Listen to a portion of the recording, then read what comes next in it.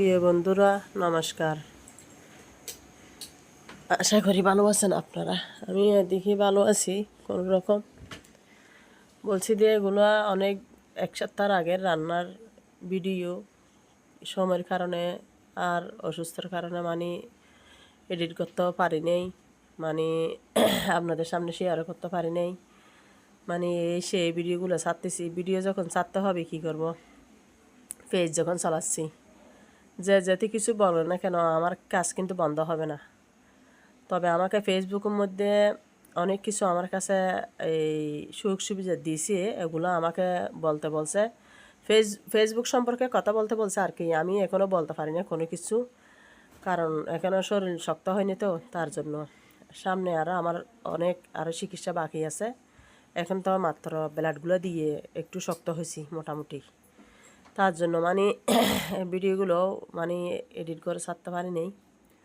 তো এখন একটা রান্না শেয়ার করলাম। এখন আমার কি হয়েছে জানি না, আর এত করে বললাম সবার কাছে অনুরোধ, কোনো টাকা পয়সা দ্বন্দ্বলত কিছু চাচ্ছি না, শুধু এতটুকু চাচ্ছি আমার ভিডিওগুলো একটু শেয়ার করে দেন, আমি একটু এগিয়ে যেতে পারি মতন। একটু লাইক করবেন, কমেন্ট করবেন গঠনমূলক।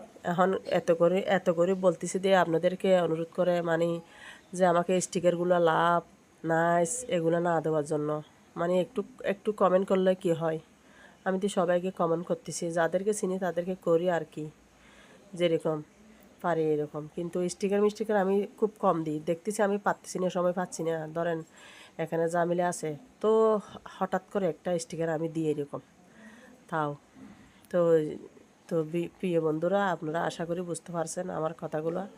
আর আমার এই দেশি মুরগিগুলো রান্না করছি, সবগুলো বাটা কষা আছে, ব্লেন্ডার করা আছে, ব্লেন্ডার করে দিছি। তো কেমন লাগতেছে আমার রান্নাটা একটু কমেন্টে বলে যাবেন, আর কাইন্ডলি আমার ভিডিওগুলো শেয়ার করে দিবেন।